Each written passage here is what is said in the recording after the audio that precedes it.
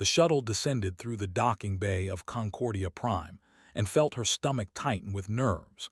Through the small window, she could see the massive station stretching out in every direction. Lights blinked from thousands of ports and walkways. Ships of every shape and size moved through the traffic lanes around the station. This was the heart of galactic civilization, and she was about to step into it as the first official envoy from Earth.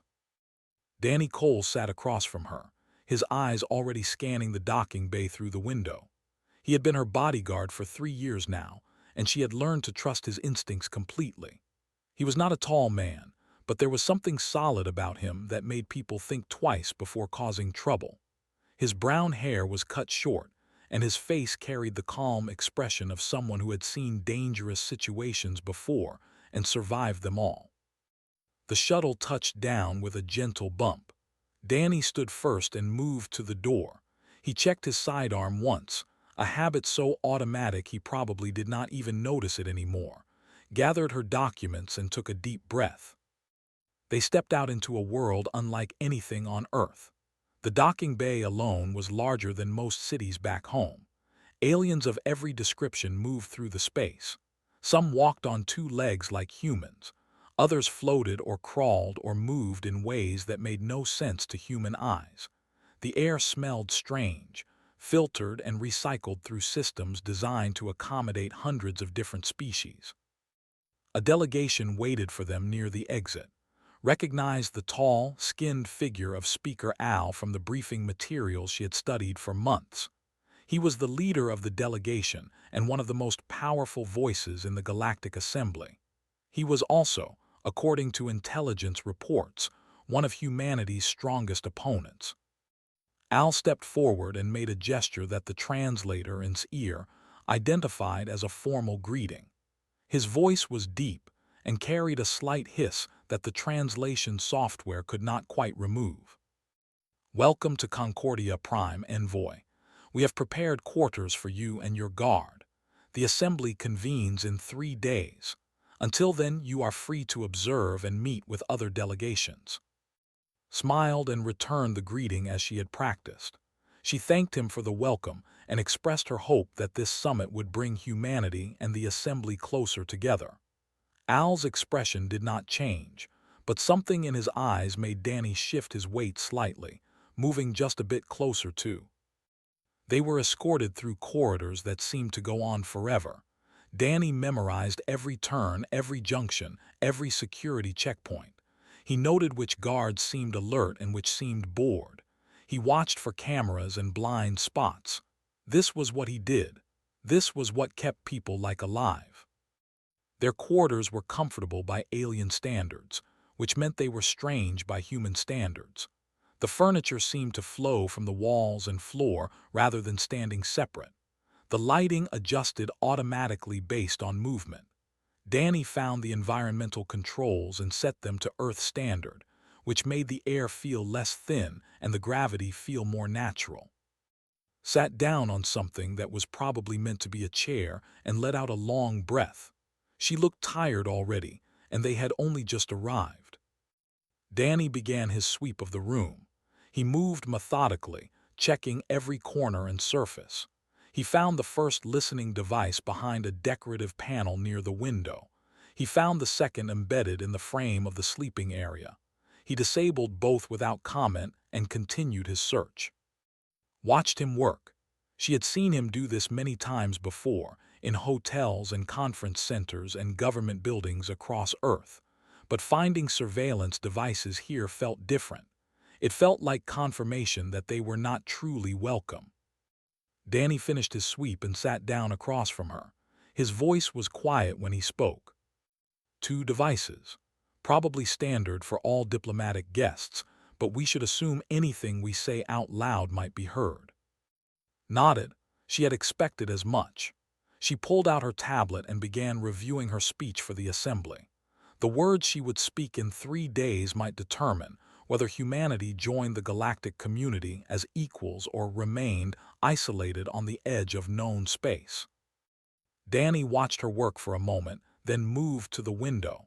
The view showed a section of the station's exterior, with stars visible beyond. Ships continued to arrive, bringing delegates from across the galaxy. Somewhere out there, decisions were being made about humanity's future. Danny intended to make sure lived long enough to influence those decisions. His personal communicator buzzed softly. He glanced at the screen and felt his jaw tighten. The message was short and unsigned. The envoy will not survive the summit. Leave now if you wish to live. Danny read the message twice. Then he deleted it and turned back to watchwork. He did not tell her about the threat. Not yet. He needed more information first. He needed to know who sent this message and whether they had the means to carry out their threat. But he also knew something the sender of that message did not know. Danny Cole had spent 20 years protecting people in dangerous situations. He had faced assassins and terrorists and hostile governments. He had been shot twice and stabbed once. He had lost colleagues and friends to violence. And in all that time, he had never lost someone he was assigned to protect. He did not intend to start now. Looked up from her tablet and caught him watching her. She smiled, a tired but genuine expression that reminded him why he had taken this assignment in the first place. Was not just a politician. She was a true believer in what humanity could become. She deserved the chance to speak her piece to the galaxy. Danny smiled back and said nothing about the message burning in his memory. There would be time for warnings later. Right now, his job was to watch and wait and prepare for whatever was coming. Outside the window, Concordia Prime continued its endless rotation through the stars. Somewhere on this station, someone was planning to kill. And somewhere in the same station, Danny Cole was planning to stop them. The summit had not even begun, and already the battle lines were being drawn. Danny spent the next morning walking the station. He told he was familiarizing himself with the layout, which was true, but he was also looking for answers. Someone on this station wanted dead, and he intended to find out who. The public areas of Concordia Prime were designed to accommodate every species in the assembly. The corridors were wide enough for the largest delegates, and the air was a carefully balanced mixture that most oxygen breathers could tolerate. Signs appeared in dozens of languages and scripts, though the universal translator in Danny's ear converted most of them to English. He found an observation lounge on the third level where delegates gathered to talk and watch the ships come and go. Danny took a seat in a corner and watched the room. He was looking for anyone who seemed interested in him or in the human delegation's movements. A figure approached his table after about an hour. The alien was tall and thin, with pale blue skin and large, dark eyes. Danny recognized the species from his briefings. This was members of a species known for their strict neutrality in political matters. They served as mediators and record keepers for the assembly. They sat down across from Danny without asking permission. When it spoke, the voice was soft and musical. "You are the human bodyguard. I am ambassador. I believe we should talk." Danny kept his expression neutral. He had learned long ago that showing surprise was a weakness. "What would you like to talk about, Ambassador?" Leaned forward slightly. The dark eyes seemed to look right through Danny. "There are those who do not want your envoy to succeed. They have mining interests in a sector near your home system. If humanity joins the assembly, those interests become complicated. Speaker Al has spent considerable effort arguing against your membership." Danny absorbed this information without reaction. It confirmed what he had suspected, but confirmation from a neutral source was valuable. "Are you saying they might try to stop us?" Made a gesture that the translator interpreted as uncertainty. "I am saying that politics in the assembly can be dangerous. Your species is new to this arena. You may not understand how far some will go to protect their interests." Danny thanked the ambassador and watched as glided away through the crowded lounge. He sat for a while longer, thinking about what he had learned. Then he made his way back to the human quarters. Was preparing for her first preliminary meeting. She had changed into formal diplomatic attire and was reviewing her notes on a tablet. She looked up when Danny entered and immediately noticed something in his expression. "What is it?" Danny sat down across from her. He had decided during his walk back that she needed to know about the threat, was smart and capable, and keeping her in the dark would only make his job harder. He told her about the message he had received. He told her about his conversation with Ambassador. He explained his concerns about and the possibility that someone would try to prevent her from addressing the assembly. Listened without interrupting. When he finished, she was quiet for a long moment. Then she looked up at him with determination in her eyes. "I am not leaving. This summit is too important. Humanity has waited 40 years for this chance. I will not let threats scare me away." Danny had expected this response. He respected her courage, even if it made his job harder. "I am not asking you to leave, but I need you to follow my instructions when it comes to security. No arguments, no exceptions. If I say we move, we move. If I say we stay, we stay." Nodded, she understood the bargain she was making.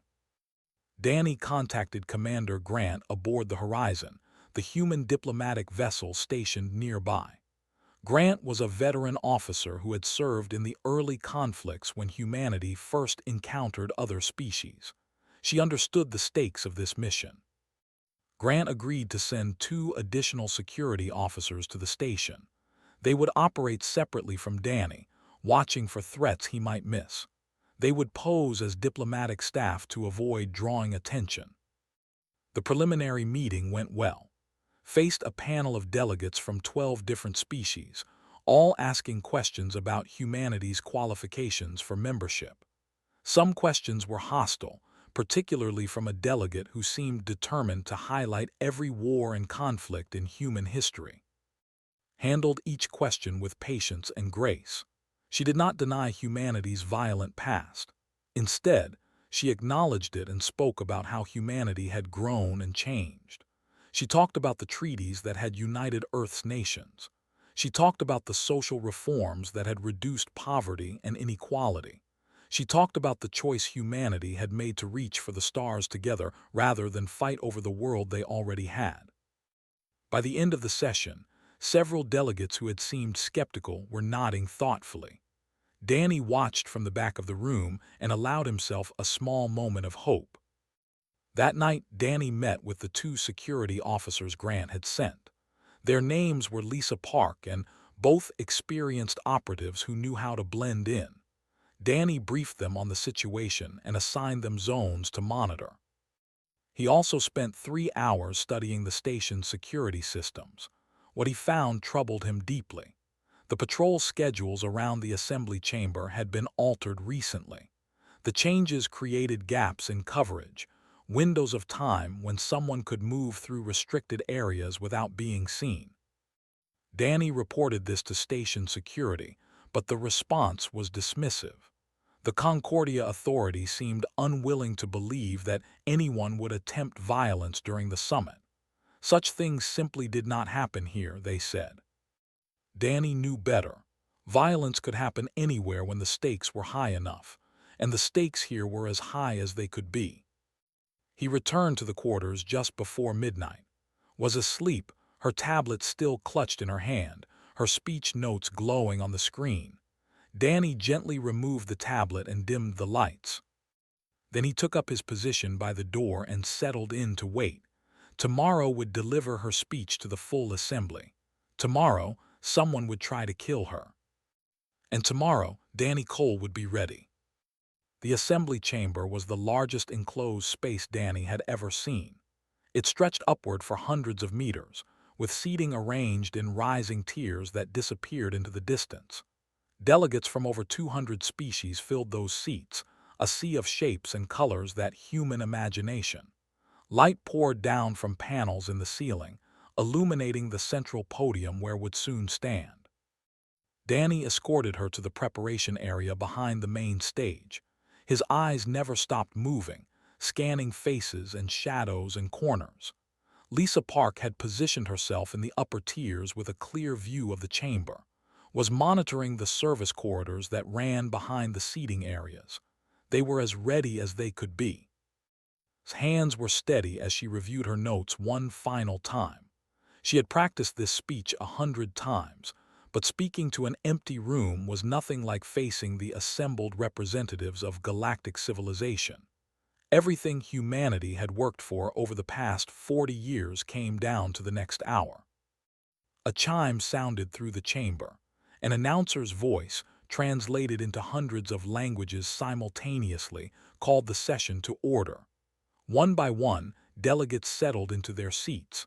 The murmur of conversation faded to silence. Looked at Danny, he gave her a small nod. "You will be fine, just speak the truth." She smiled, took a breath, and walked out onto the stage. The podium was a simple raised platform in the center of the chamber. Looked small standing there alone, surrounded by the vast space and the countless watching eyes. But when she began to speak, her voice carried clearly through the translation systems. She started with history. She talked about humanity's journey from scattered tribes to a united world.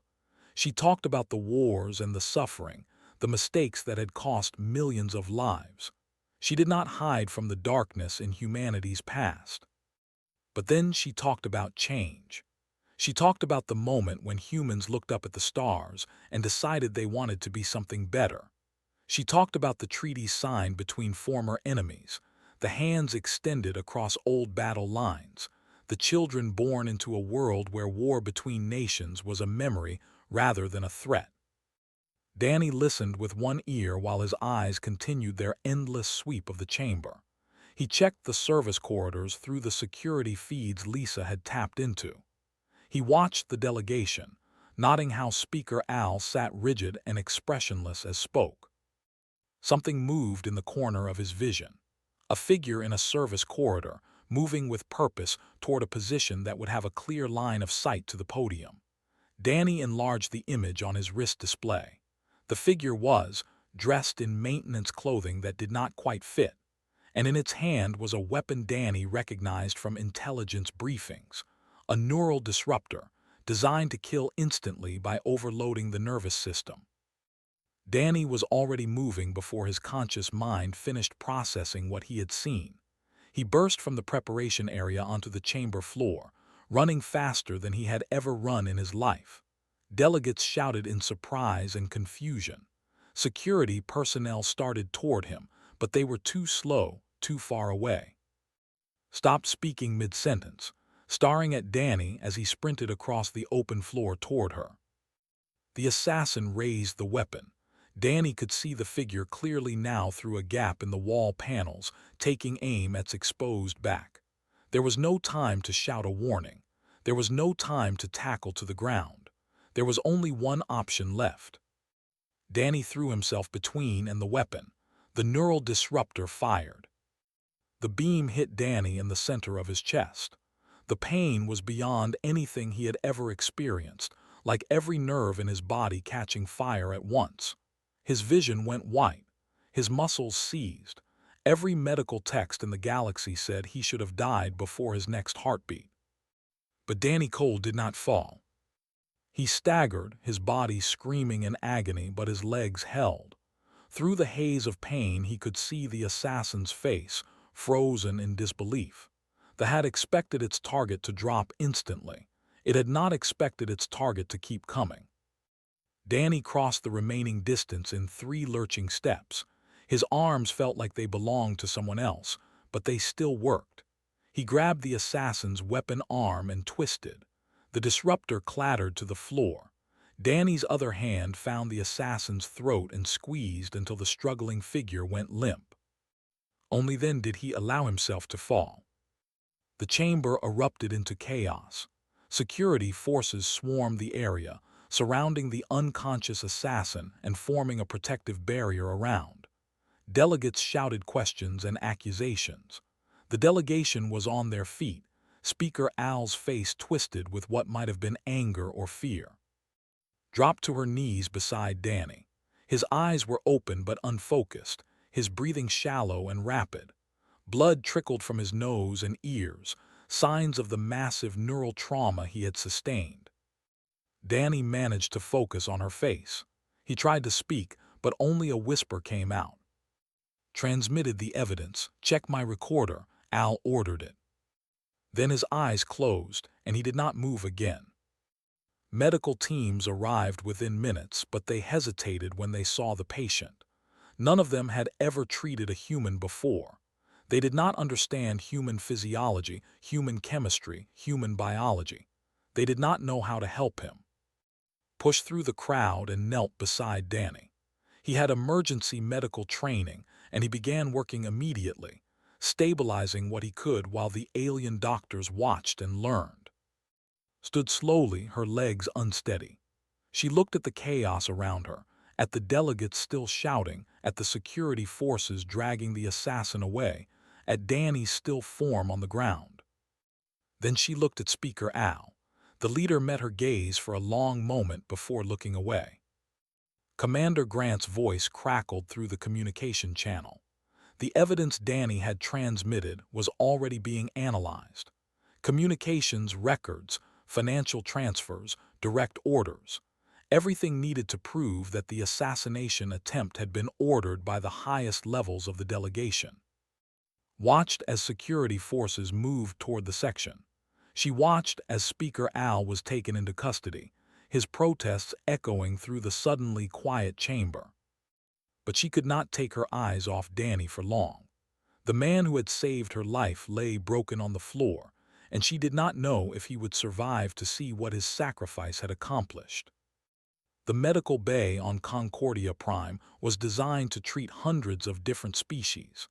Its doctors had studied the biology of creatures from across the galaxy, but none of them had ever treated a human before, and they gathered around Danny's bed with expressions of confusion and fascination. Refused to leave the observation area outside his room. She had not slept since the attack 12 hours ago. Brought her food that she did not eat and water that she barely touched.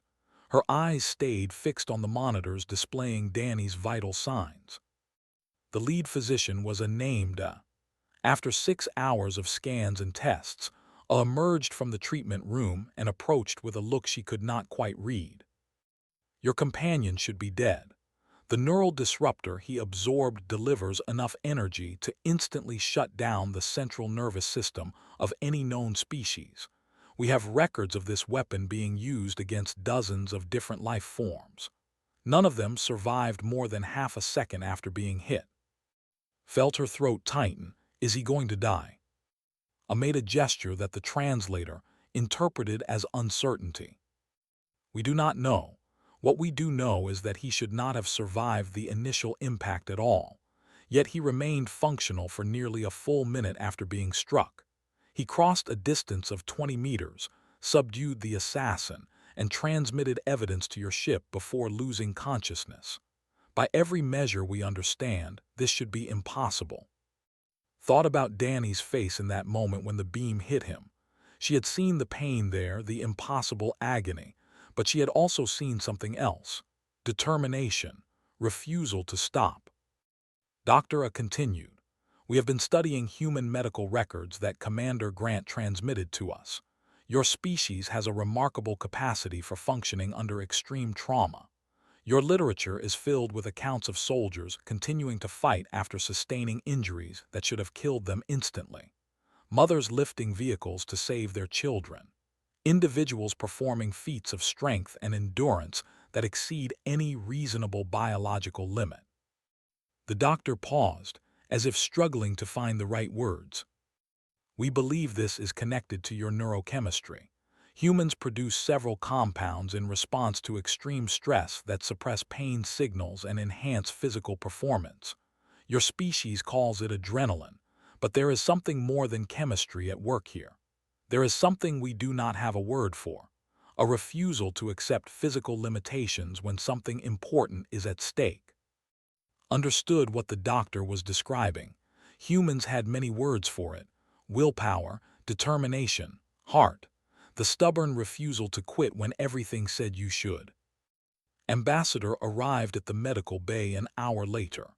The diplomat had followed the events of the assembly chamber with great interest, and now came bearing news. "The evidence your bodyguard transmitted has been Speaker Al personally ordered the assassination. He also the security schedules to create the opening the assassin needed. The delegation has been placed under restriction pending a full investigation. Nodded but said nothing. She was grateful that justice would be served, but her mind remained focused on Danny. Stood beside her at the observation window. What he did has changed things. Many species viewed humans as primitive, limited by your physical nature in a galaxy of advanced technology. But your bodyguard demonstrated something we had forgotten. Technology can be countered by other technology, but courage and sacrifice cannot be countered by anything. The Assembly has been discussing the attack. Several delegations that opposed human membership have changed their position.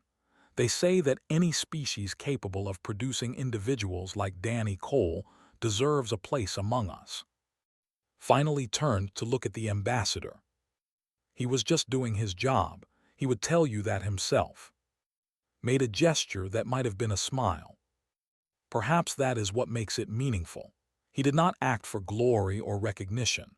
He acted because it was his duty, because protecting you was the task he had accepted. In our experience, that kind of dedication is rare in the galaxy. We have seen many species abandon their responsibilities when the cost becomes too high. Your bodyguard did not even hesitate. A sound from the medical bay drew attention back to the window. Danny's monitors were showing changes. His heart rate was stabilizing. His neural activity was increasing. Dr. A rushed back into the room to examine the readings. After several tense minutes, the physician emerged again, looking genuinely amazed. He is recovering. His nervous system is regenerating at a rate we did not think possible. The damage that should have killed him is healing itself. He will survive. Felt tears streaming down her face. She did not try to stop them. The news spread quickly through the station. Within hours, delegates from dozens of species were requesting updates on Danny's condition. Messages of support arrived from worlds had never heard of. A human had taken a weapon meant for someone else and refused to die. The galaxy wanted to know more about these strange creatures from a small blue world. Commander Grant contacted with an offer to resume her address to the Assembly. The delegates had voted to postpone all other business until she had the chance to finish what she started. Considered the offer for a long time. She looked at Danny through the observation window, at his chest rising and falling with each breath. She thought about what she had planned to say and realized it no longer seemed right. She would go back to the Assembly, but she would not deliver her prepared speech. She had something different to say now, something she had learned watching Danny Cole do the impossible. She asked Commander Grant to send her one more document, Danny's personnel file, his service record, his background. If the galaxy wanted to understand humanity, was going to tell them about the man who had saved her life. She was going to show them what humans were capable of when they believed in something worth protecting. And she was going to make sure they remembered his name. The assembly chamber was even more crowded than before. Word had spread about what had happened, and delegates who had not planned to attend were now filling every available seat. They had come to see the human envoy, to hear what she would say after surviving an assassination attempt. Stood at the same podium where she had stood before. The floor where Danny had fallen had been cleaned, but she could still picture him there, broken and bleeding but victorious. She took a breath and began to speak. I had a speech prepared. I worked on it for months. It had statistics about human progress and arguments about why we deserve to join your assembly. But I am not going to give that speech today. Today I want to tell you about a man named Danny Cole. The chamber was perfectly silent. Every eye and sensor and appendage capable of attention was focused on. Danny grew up in a small town in a part of Earth called Ohio. His father worked in a factory. His mother was a teacher. They were not wealthy or powerful. They were ordinary people living ordinary lives. When Danny was 18, he joined our military. Not because he loved fighting, but because it was a way to pay for his education. He wanted to become a doctor. He wanted to help people. But somewhere along the way, he discovered that he was good at something else. He was good at protecting people. Paused to look around the chamber. She saw faces she did not recognize, species she had never encountered. But she also saw something in their expressions that crossed all boundaries of biology and culture. They were listening. They wanted to understand. Danny served for 20 years.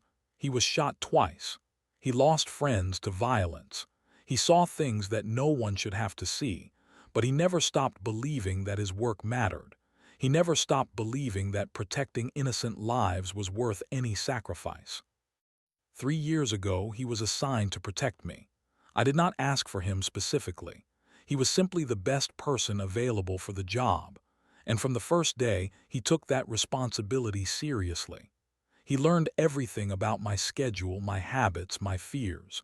He became my shadow, always present, always watchful. Felt her voice catch slightly, but pushed on. Yesterday, he saw an assassin aiming at my back. He had maybe 2 seconds to react. He could have shouted a warning. He could have tried to tackle me to the ground. Instead, he chose to put his own body between me and the weapon. The neural disruptor hit him directly. Your doctors tell me that no species they know of has ever survived that weapon. But Danny did not die. He did not even fall. He walked through pain that should have killed him instantly. He crossed 20 meters and stopped the assassin with his bare hands. He transmitted the evidence that proved who ordered my death. And only then, only after he had completed his mission, did he allow himself to collapse. A murmur ran through the chamber, waited for it to fade before continuing. Your doctors are fascinated by him. They want to study human biology to understand how he survived. And I am sure they will learn many things. But I do not think they will find the answer they are looking for in our blood or our bones. What kept Danny alive was not physical. It was something else entirely. On Earth, we have a word for it. We call it heart. It means caring about something so much that you will give everything to protect it. It means refusing to quit even when every logical calculation says you should. It means believing that some things are more important than your own survival. Danny Cole has heart, and so do millions of other humans. They are teachers and nurses and firefighters and parents. They are people who wake up every day and choose to make the world better for someone else. They are people who would step in front of danger for a stranger without thinking twice. Straightened her posture and looked directly at the assembly. I am not going to argue that humanity deserves membership in your assembly. I am not going to list our achievements or defend our past. Instead, I am going to ask you a simple question. Do you want a species like us standing beside you? Do you want partners who will fight for what is right even when the cost is terrible? Do you want friends who will never abandon you, no matter how dark things become? Because that is what humanity offers. Not technology or resources or ancient wisdom. We offer heart. We offer Danny Cole and everyone like him. We offer the stubborn, irrational, beautiful human refusal to give up. Stepped back from the podium. She had said what she came to say. Now the decision belonged to the assembly. The vote took 3 hours. One by one, delegations announced their positions. Species that had opposed humanity for years changed their votes. Species that had been undecided came down firmly in favor. Even some members of the delegation, distancing themselves from their disgraced leader, voted yes. When the final count was announced, closed her eyes. Humanity had been accepted into the Galactic Assembly by the largest margin in recorded history. She returned to the medical bay to share the news with Danny. He was awake now, weak but alert. His face was pale and his hands shook slightly, but his eyes were clear. Sat beside his bed and told him everything. The vote, the margin, the speeches that delegates had given praising human courage. She told him that Ambassador had proposed naming a holiday after him. Danny listened without expression. When she finished, he was quiet for a long moment. I was just doing my job. laughed through tears that she could not stop. That is exactly what I told them you would say. They sat together in comfortable silence. Outside the window, ships were departing from Concordia Prime, carrying delegates home to share the news. Humanity was now part of something larger than itself. Commander Grant arrived to escort them back to the horizon. Danny needed proper human medical care and needed rest, but before they left, Ambassador came to say goodbye. The diplomat stood before Danny's bed and made a gesture of deep respect. You have shown us something we had forgotten. In all our technology and advancement, we lost sight of what truly matters: courage, sacrifice, heart. We are grateful for the reminder. The journey home took several days. Danny spent most of it resting, his body slowly healing from the impossible trauma it had endured. Visited him often, and they talked about small things, ordinary things. Home, family, the future. On the last night before they reached Earth, found Danny at the observation window. He was staring out at the stars, his reflection ghostly in the glass. She stood beside him without speaking. Millions of humans would follow this path in the years to come. Diplomats and scientists, traders and explorers. They would venture into the galaxy as equals, as members of something greater than any single world. Danny turned to look at her. I hope they all find someone willing to stand between them and danger. Smiled. I think they will. I think that is what makes us human. They watched the stars together as Earth grew larger in the window ahead. Two ordinary people who had changed the course of history by simply being who they were. A diplomat who spoke the truth and a bodyguard who refused to fall.